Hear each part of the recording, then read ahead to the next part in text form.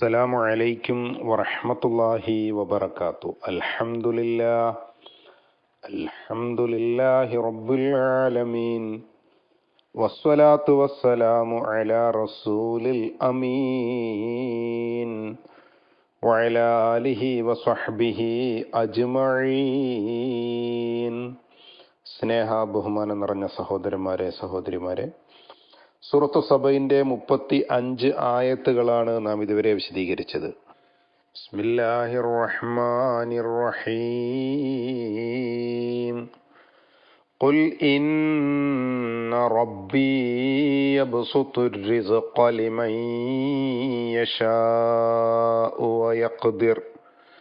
വയഖ്ദിറു വലാകിന്ന അക്സറൻ Nazi ലാ യഅലമൂൻ.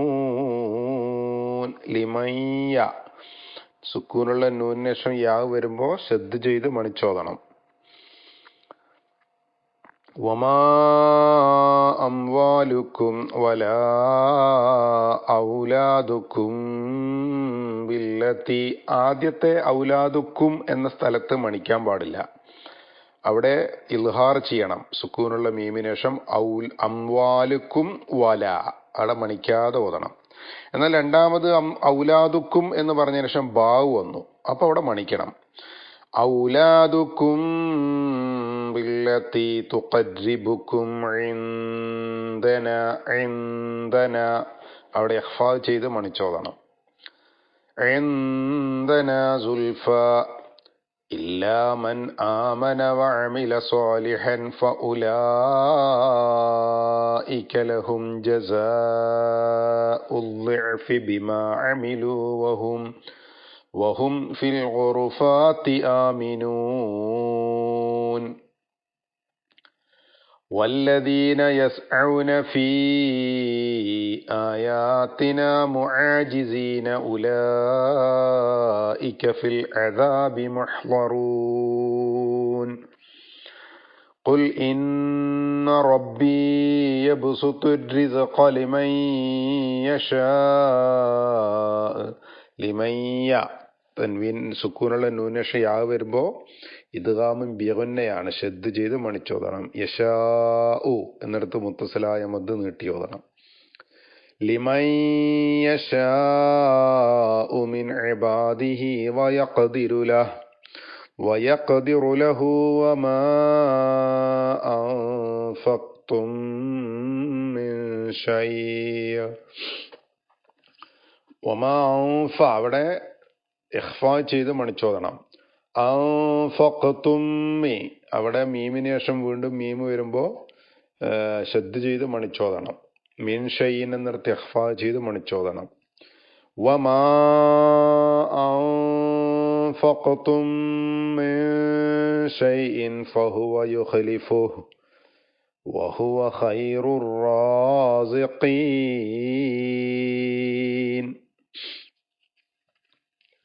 ويوم يحشرهم جميعا ثم يقول للملائكة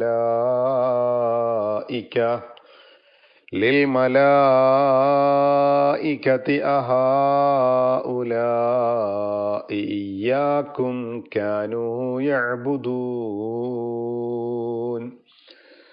قالوا سبحانك أنت ولينا. أنت ഇഖ്ഫാ ചെയ്ത് മണിച്ചോദണം. മിൻ ദൂനിഹിം അവിടെയും ഇഖ്ഫാ ചെയ്ത് മണിച്ചോദണം. ഖാലൂ സുബ്ഹാനക അൻത വലിയുനാ മിൻ ദൂനിഹിം ബൽ കാനൂ യഅ്ബുദൂനൽ ജിന്ന അക്സറുഹും ബിഹിം മുഅ്മിനൂൻ. കഴിഞ്ഞ ആയത്തുകളിൽ സത്യനിഷേധികളായ ആളുകളുടെ വീമ്പു പറച്ചിലാണ് അള്ളാഹു സുബ്ഹാനഹു വ തആല എടുത്തുദ്ധരിച്ചത്. അഥവാ ഏതൊരു നാട്ടിലും അള്ളാഹുവിൻ്റെ സന്ദേശവുമായി ആളുകൾ എത്തിച്ചേരുമ്പോൾ അവരെ കളവാക്കുകയും അവരെ നിഷേധിക്കുകയും അവിടുത്തെ സുഖലോലുപർ അതിനെതിരെ ശബ്ദിക്കുകയും ചെയ്യുന്നത് പതിവാണ്. ഞങ്ങൾക്ക് ധാരാളം സമ്പത്തും സന്താനങ്ങളൊക്കെ ഉണ്ട് എന്ന അവരുടെ പറച്ചിലിനെ അതുകൊണ്ടൊന്നും കാര്യമില്ല എന്നും, എന്താണ് ഒരു മനുഷ്യന് യഥാർത്ഥത്തിൽ അവൻ ഉപകാരപ്പെടുക എന്നതുമാണ് തുടർന്നങ്ങോട്ട് പറയുന്നത്. കുൽ, നബിയെ പറയുക, ഇന്ന റബ്ബി, എന്റെ രക്ഷിതാവ്, യബ്സുത്തു റിസ്ഖ, അവൻ ഉപജീവനം വിശാലമാക്കുന്നു, ലിമൻ യശാ, അവൻ ഉദ്ദേശിക്കുന്നവർക്ക്, വയഖ്ദിറു, അതിനൊരു കണക്ക് നിശ്ചയിക്കുന്നു, അല്ലെങ്കിൽ ഒരൽപ്പം കണക്ക് നോക്കി മാത്രം നൽകുന്നു. യഖ്ദിറു എന്നതിന് ഒന്ന് എന്താ പറയുക, ഇടുക്കമാവുക, കുടുസാവുക എന്നുകൂടി അർത്ഥമുണ്ട്. ഒപ്പം ഒരാൾക്ക് കണക്കില്ലാതെ വിശാലമായി നൽകുന്നു, മറ്റൊരാൾക്ക് ഒരു നിശ്ചിതമായി കിട്ടുന്നു. വലാകിന്ന അക്സറന്നാസി ലാ യഅലമൂൻ, ജനങ്ങളിൽ അധികം ആളുകളും അത് അറിയുന്നില്ല. അപ്പൊ പടച്ചവൻ കൃത്യമായി ഇതിനൊരു വ്യവസ്ഥ നിശ്ചയിച്ചിട്ടുണ്ട്. എല്ലാവർക്കും എല്ലാം എപ്പോഴും വാരിക്കോരി കൊടുക്കുന്നവനല്ല. ഇതേ ആയത്ത് തുടർന്ന് ഒന്നുകൂടി ആവർത്തിക്കുന്നുണ്ട്. അവിടെ ഒന്നുകൂടി ഇതിന്റെ വിശദീകരണം നമുക്ക് പറയാം ഇൻഷാ അല്ലാ. അപ്പോ ചിലർ ദാരിദ്ര്യമുണ്ടാവും, ചിലർക്ക് കടമുണ്ടാവും, ചിലർക്ക് സമ്പത്തുണ്ടാവും, ചിലർക്ക് ആരോഗ്യമുണ്ടാവും, ചിലർക്ക് രോഗമുണ്ടാവും. ഇതൊക്കെ വ്യത്യസ്തമായ തരത്തിൽ നമുക്കൊക്കെ ആളുകൾക്ക് വ്യത്യസ്തമായ രൂപത്തിലാണ് അള്ളാഹു കണക്കാക്കിയത്. അതവന്റെ വ്യവസ്ഥയുടെ ഭാഗമാണ്. എന്തിനാണ് അള്ളാഹു അങ്ങനെ ആക്കിയത് എന്ന് കൂടി അവിടെ പറയുന്നുണ്ട് ഇൻഷാ അല്ലാ. അപ്പോൾ അത് വിശദീകരിക്കാം. വമാ അംവാലുക്കും വലാ ഔലാദുക്കും, നിങ്ങളുടെ സമ്പത്ത് അല്ല. മാ എന്നതിന് നമ്മൾ പറഞ്ഞല്ലോ, നഫീന്റെ, നിഷേധത്തിന്റെ അർത്ഥമുണ്ട്, അല്ല എന്ന്. നിങ്ങളുടെ സമ്പത്തല്ല. അംവാൽ, മാലിന്റെ ജമ്മാണ് അംവാൽ. വലതിന്റെ ജമ്മാണ് ഔലാദ്, മക്കൾ, സന്താനങ്ങളും അല്ല. എന്തല്ല, ബില്ലത്തി തുഖരിബുക്കും ഇൻദനാ സുൽഫ, അഥവാ നമ്മിലേക്ക്, അഥവാ അള്ളാഹുവിങ്കിലേക്ക് സാമീപ്യം. സുൽഫ എന്ന് പറഞ്ഞാൽ സാമീപ്യസ്ഥാനം എന്നാണ് അർത്ഥം. അങ്ങനെ അടുപ്പിക്കുന്ന ഒരു സാമീപ്യസ്ഥാനം നൽകുന്ന സാധനങ്ങളല്ല എന്ത്, സമ്പത്തും സന്താനങ്ങളും. കുറെ പൈസ ഉണ്ടെന്ന് വിചാരിച്ചിട്ടോ കുറെ മക്കളുണ്ടെന്ന് വിചാരിച്ചിട്ടോ അള്ളാഹിന്റെ അടുക്കൽ ഒരു സ്ഥാനം ഉണ്ടാവാൻ പോകുന്നില്ല. ഇല്ലാമൻ ആമന വഅമില സ്വാലിഹ, അഥവാ വിശ്വസിക്കുകയും സൽക്കർമ്മങ്ങൾ ചെയ്തവനും ഒഴികെ. അങ്ങനെയുള്ള ആളുകൾക്ക് സന്താനങ്ങളും സമ്പത്തും ഉപകാരപ്പെടും. അല്ലെങ്കിൽ ഇത് രണ്ട് രൂപത്തിലും ഇതിനെ വ്യാഖ്യാനിക്കാമെന്ന് തഫ്സീറുകളിൽ കാണാം. അഥവാ ഒരു മനുഷ്യന് മക്കളും അവന്റെ സമ്പത്തൊക്കെ അള്ളാഹുവിന്റെ മാർഗത്തിൽ ചെലവഴിക്കുന്ന ഈമാനും അമലു സ്വാലിഹാത്തുകളൊക്കെയാണ് എങ്കിൽ അതവന് ഉപകാരപ്പെടും. അള്ളാഹുവിന്റെ മാർഗത്തിൽ ചെലവഴിക്കുന്ന ഒരു സമ്പത്തും വെറുതെയാവില്ല. മക്കളെ നല്ല നിലയിൽ വളർത്തുകയും അവരെ ദീനിയായ ചിട്ടയിൽ കൊണ്ടുവരാൻ ശ്രമിക്കുകയും ചെയ്യുന്ന മാതാപിതാക്കളും ചെയ്യുന്നത് അതവർക്ക് ഗുണകരമായിരിക്കുമെന്നാണ്. ഫൗലായിക്ക, കൂട്ടർ, ലഹും, അവർക്കുണ്ട്, ജസാഉൽ ലഅഫി, ഇരട്ടി പ്രതിഫലമുണ്ട്. അല്ലഅഫ് എന്ന് പറഞ്ഞാൽ ഇരട്ടി എന്നാണ്. ജസാ, ഇരട്ടി കൂലിയുണ്ട്, ഇരട്ടി പ്രതിഫലമുണ്ട്. ബിമാ അമിലു, അവർ പ്രവർത്തിച്ചതിന്റെ ഫലമായി. വഹും, അവരാകുന്നത്, ഫിൽ ഗുറുഫാത്തി ആമിനൂൻ. ഗുർഫാത്ത്, ഉർഫ എന്ന് പറഞ്ഞാൽ റൂം അല്ലെങ്കിൽ മുറികൾ എന്നൊക്കെ അർത്ഥമുണ്ട്. പക്ഷെ ഇവിടെ വലിയ മണിമന്ദിരങ്ങൾ അഥവാ സ്വർഗീയ ആരാമങ്ങളിൽ, സ്വർഗത്തിലെ വലിയ മണിമന്ദിരങ്ങളാണ് ഗുർഫാത്ത് എന്നതുകൊണ്ട് ഉദ്ദേശിക്കുന്നത്. ആമിനൂൻ, അവിടെ നിർഭയരായിരിക്കുമെന്നാണ്. സ്വർഗീയ മണിമന്ദിരങ്ങളിൽ സ്വസ്ഥമായി സമാധാനത്തോടുകൂടി കഴിയാൻ ഭൂമിയിൽ അള്ളാഹുവിന്റെ വഴിയിൽ ജീവിക്കുന്നവർക്ക് സാധിക്കും എന്നതാണ്. അപ്പൊ സമ്പത്ത് കുറെ ആളുകൾക്ക് കൊടുക്കും, കുറെ ആളുകൾക്ക് കൊടുക്കൂല എന്നൊക്കെ പറഞ്ഞു. ഇതിന് തഫ്സീറുകളിൽ കാണുന്ന ചില വിശദീകരണങ്ങൾ ഒന്ന് ഓർമ്മിപ്പിക്കുകയാണ്. ഒരിക്കൽ റസൂലുള്ളാഹി സ്വല്ലല്ലാഹു അലൈഹി വസല്ലമയുടെ അടുത്തേക്ക് പാവപ്പെട്ട കുറച്ച് ആളുകൾ വന്നിട്ട് പറഞ്ഞു, നബിയെ, ഞങ്ങൾക്ക് പൈസ ഇല്ലല്ലോ, ദാനം കൊടുക്കാനും ധർമ്മം ചെയ്യാനും സദഖ കൊടുക്കാനൊന്നും ഞങ്ങൾക്ക് കഴിയില്ല. അപ്പൊ ഞങ്ങൾ ചെയ്യുന്ന അമലുകളൊക്കെ ചെയ്യുന്ന ധനികന്മാര് അവർക്ക് കൂടുതൽ കൂലി കിട്ടുകയല്ലേ ചെയ്യുക. ഞങ്ങൾ ചെയ്യുന്ന നിസ്കാരവും എല്ലാം അവർ ചെയ്യുന്നു, എന്നിട്ട് അവർക്ക് സമ്പത്ത് ദാനം ചെയ്യാനും പറ്റുന്നു. അപ്പൊ നബി സല്ലല്ലാഹു അലൈഹി വസല്ലം അവർക്ക് പറഞ്ഞു കൊടുത്ത ഒരു കാര്യമുണ്ട്. അത് നിങ്ങൾ ചെയ്യുന്ന എല്ലാ സൽക്കർമ്മങ്ങളെക്കാളും വലിയ ഉന്നതമായ സ്ഥാനം നിങ്ങൾക്ക് നൽകിത്തരുന്ന, അഥവാ നിങ്ങളുടെ പിന്നിലോ മുമ്പിലോ ഉള്ളവർക്ക് അപ്പുറത്തേക്ക് നിങ്ങൾക്ക് എത്തിച്ചേരാൻ പറ്റുന്ന ഒരു സൽക്കർമ്മം എന്ന നിലയ്ക്ക് നബി സല്ലല്ലാഹു അലൈഹി വസല്ലം പഠിപ്പിച്ച ഒരു കാര്യമാണ്.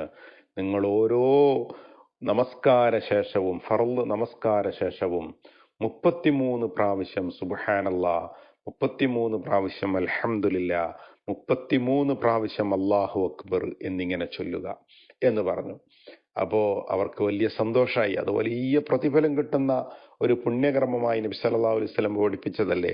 അവർ ഓരോ 5 വഖത്ത് നമസ്കാര ശേഷവും ഇങ്ങനെ 33 പ്രാവശ്യം ഇത് മൂന്നും ചൊല്ലുന്നു. പിന്നെ ചില നിവേദനങ്ങളിലൊക്കെ അതിന് 100 തയ്ക്കാനുള്ള ലാ ഇലാഹ ഇല്ലല്ലാഹു എന്ന് തുടങ്ങുന്ന ദിക്റുണ്ട്. ഏതായിരുന്നാലും ഇത് ധനികന്മാരറിഞ്ഞു. അപ്പോൾ അവരും ചെല്ലാൻ തുടങ്ങി. അപ്പോൾ റസൂലുള്ളാഹി സ്വല്ലല്ലാഹു അലൈഹി വസല്ലമയുടെ അടുത്തേക്ക് ഇവർ വീണ്ടും വന്ന് പരാതി പറഞ്ഞു, നബിയെ അവരും ചെല്ലാൻ തുടങ്ങിയിട്ടുണ്ടല്ലോ ഞങ്ങൾ പറയുന്നത്.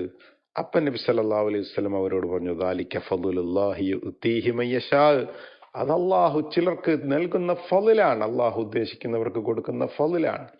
അപ്പൊ പ്രിയപ്പെട്ടവരെ, അങ്ങനെ ഏറ്റക്കുറച്ചിലൊക്കെ ജീവിതത്തിൽ ഉണ്ടാകും. അതുകൊണ്ട് ആ ഏറ്റക്കുറച്ചിലുണ്ട് എന്നതാണ് യഥാർത്ഥത്തിൽ ഭൂമിയെ സംവിധാനിക്കുന്നത് എന്ന് തുടർന്നങ്ങോട്ടുള്ള ആയത്തുകളിൽ പറയുന്നുണ്ട്.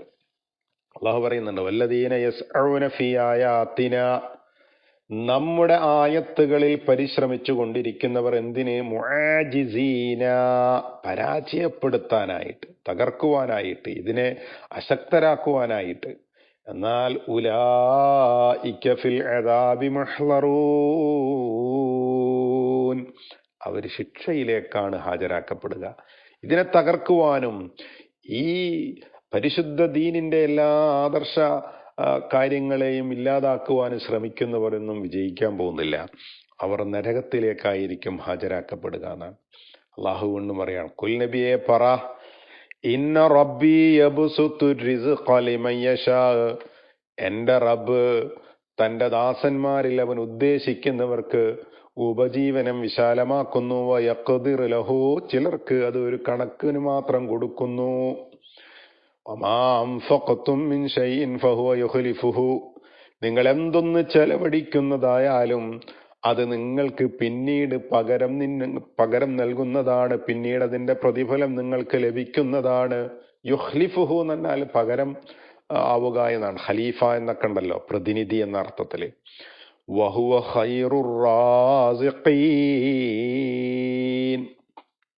ഉപജീവനം നൽകുന്ന ഏറ്റവും നല്ല ദാതാവ് അള്ളാഹു അല്ലേ എന്നാണ്. പ്രിയപ്പെട്ടവരെ, നേരത്തെ പറഞ്ഞല്ലോ, ഇപ്പോ മനുഷ്യരുടെ ജീവിതത്തിൽ ഒരുപാട് സമ്പത്തും ഒരുപാട് സന്താനങ്ങളുമുള്ള ആളുകൾ അതിന്റെ പേരിൽ വലിയ അഹങ്കാരം നടിച്ചപ്പോഴാണ് അള്ളാഹു വീണ്ടും വീണ്ടും ഇത് ആവർത്തിച്ച് പറയുന്നത്. ഇപ്പൊ 2ാമത്തെ പ്രാവശ്യമാണ് ഈ ആയത്തിൽ വന്നത്. ഞാൻ പറഞ്ഞല്ലോ, സൂറത്ത് സുഖ്റുഫിൽ എന്തുകൊണ്ടാണ് മനുഷ്യന്റെ ജീവിതാവസ്ഥകളിൽ ഇങ്ങനെ വ്യത്യാസം വരുന്നത് എന്ന് ഒന്നുകൂടി വിശദമായി പറയുന്നുണ്ട്. അതിന്റെ 32ാമത്തെ ആയത്തിൽ അള്ളാഹു പറയുന്നുണ്ട്, അഹും യഖ്സിമൂന റഹ്മത റബ്ബിക്, അവരാണോ അള്ളാഹുവിന്റെ കാരുണ്യത്തെ ഭാഗിച്ചു കൊടുക്കുന്നത്? നഹ്നു ഖസംനാ ബൈനഹും മഈശതഹും ഫിൽ ഹയാത്തിദ് ദുനിയാ, ഈ ഭൗതിക ജീവിതത്തിൽ അവരുടെ ജീവിതമാർഗത്തെ നാമാണ് ഭാഗിച്ചു കൊടുക്കുന്നത്. വറഫഅനാ ബഅലഹും ഫൗക ബഅലിൻ ദറജാത്തിൻ, ചിലർക്ക് ചിലരേക്കാൾ അല്ലാഹു പദവികൾ നൽകുന്നുണ്ട്, നാം നൽകുന്നുണ്ട്. എന്തിന്? ലിയത്തഖിദ ബഅലുഹും ബഅലൻ സുഖ്രിയാ വറഹ്മത്തു റബ്ബിക ഖൈറും മിമ്മാ യജ്മഊൻ. ഇതാണ് അതിന്റെ കാതലായ വശം. ഏത്? ചിലർ ചിലർക്ക് കീഴ്പ്പെട്ടും അതേപ്രകാരം തന്നെ അധീനമായും ജീവിക്കുവാൻ വേണ്ടി എന്നത്. എന്ന് പറഞ്ഞാൽ പ്രിയപ്പെട്ടവരെ, നമുക്കൊക്കെ പല ആവശ്യങ്ങളുണ്ടാകും. ഇപ്പൊ നമുക്ക് ഭക്ഷണം കഴിക്കണമെങ്കിൽ ഒരു കർഷകൻ വയലിൽ പണിയെടുത്തേ പറ്റൂ. നമുക്ക് രോഗം വന്നാൽ ഒരു ഡോക്ടർ നമ്മളെ ചികിത്സിച്ചേ പറ്റൂ. ഒരു നഴ്സ് നമ്മളെ പരിചരിച്ചേ പറ്റൂ. നമുക്ക് അറിവുണ്ടാകണമെങ്കിൽ ഒരാൾ നമ്മളെ പഠിപ്പിച്ചേ പറ്റൂ. അപ്പൊ ആളുകൾക്കിടയിൽ വ്യത്യാസം ഉണ്ടാകണം, അപ്പോഴേ ഭൂമിയിലെ ജീവിതം മുന്നോട്ട് പോവുള്ളൂ. എല്ലാവരും സന്തുലിതരാണ് എങ്കിൽ ആർക്കും കീഴ്പ്പെടുകയില്ല, ഒരു ജോലി എടുക്കാൻ ആളുണ്ടാവില്ല. എല്ലാവരും ഒരേപോലെയാണ് എങ്കിൽ അപ്പൊ വലിയ വ്യത്യാസം ഉണ്ടാവും. അപ്പൊ അതുകൊണ്ട് തന്നെ ഈ ലോകത്തിന്റെ സംവിധാനം ഇങ്ങനെ ആയിരിക്കണം, അപ്പോഴേ നമുക്ക് ഇവിടെ ജീവിക്കാൻ കഴിയുള്ളൂ എന്നാണ്. ആ അർത്ഥത്തിൽ എല്ലാവരുടെയും ജീവിതം മുന്നോട്ട് പോവുകയും ചെയ്യും. അത് പടച്ചവന്റെ സംവിധാനമാണ് എന്നാണ് ഇവിടെ പറയുന്നത്. മറ്റൊരു കാര്യം, ഈ സമ്പത്ത് സന്താനങ്ങള്, ഖുർആൻ പല സ്ഥലങ്ങളിൽ ഇതിനെ ഫിത്ന എന്ന് പറഞ്ഞിട്ടുണ്ട്. സൂറത്തു അൻഫാലിന്റെ 28ാമത്തെ ആയത്തിൽ അള്ളാഹു പറയുന്നുണ്ട്, വഅലമു അന്നമാ അംവാലുക്കും വഔലാദുക്കും ഫിത്ന, നിങ്ങളുടെ സമ്പത്തും നിങ്ങളുടെ സന്താനങ്ങളും ഒരു പരീക്ഷണമാണ്. വഅന്നല്ലാഹ ഇൻദഹു അജ്റുൻ അലീം, അള്ളാഹുവിന്റെ അടുക്കലാണ് വലിയ പ്രതിഫലമുള്ളത്. ഇനിയോ സൂറത്ത് തഗാബുനിൽ ഇന്നമാ അംവാലുക്കും വൗലാദുക്കും ഫിത്നത്തുൻ വല്ലാഹു ഇൻദഹു അജ്റുൻ അലീം എന്ന് പറയുന്നുണ്ട്. അതിന്റെ തൊട്ടു മുമ്പുള്ള ആയത്തിൽ അല്ലാഹു നിങ്ങളുടെ ഇണകളിൽ നിങ്ങൾക്ക് ശത്രുക്കളുണ്ട് എന്ന് മുന്നറിയിപ്പ് നൽകുന്നുണ്ട്. തഗാബുൻ സൂറത്തിന്റെ 14-ാമത്തെ ആയത്തിലാണ് നിങ്ങളുടെ ഇണകളിലും നിങ്ങളുടെ മക്കളിലൊക്കെ നിങ്ങൾക്ക് ശത്രുക്കളുണ്ട് എന്ന് മുന്നറിയിപ്പ് നൽകുന്നത്. യാ അയ്യുഹല്ലദീന ആമനൂ ഇന്ന മിൻ അസ്വാജിക്കും വൗലാദിക്കും അദുവ്വുൻ ലക്കും.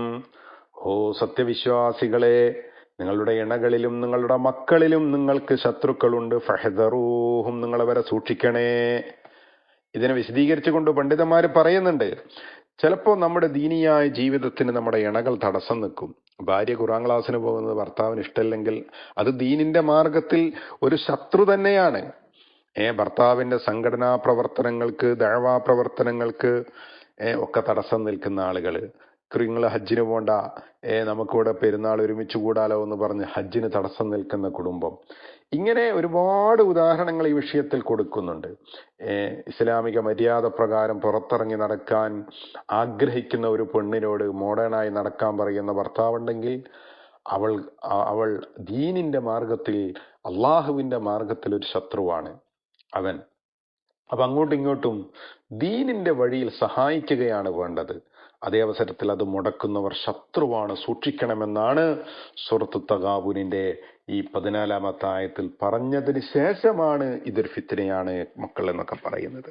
അപ്പൊ ഏതായിരുന്നാലും ദീനിന്റെ മാർഗത്തിൽ പരസ്പര സഹായ സഹകരണങ്ങളാണ് ഇണകൾ നൽകേണ്ടത്. ഭാര്യ ഭർത്താവിനും, ഭർത്താവ് ഭാര്യയ്ക്കും, മക്കൾ മാതാപിതാക്കൾക്കും, മാതാപിതാക്കൾ മക്കൾക്കും നൽകേണ്ടത് ദീനിന്റെ മാർഗത്തിലുള്ള സഹായ സഹകരണങ്ങളാണ് എന്നിവിടെ പഠിപ്പിക്കുകയാണ് പ്രിയപ്പെട്ടവരെ.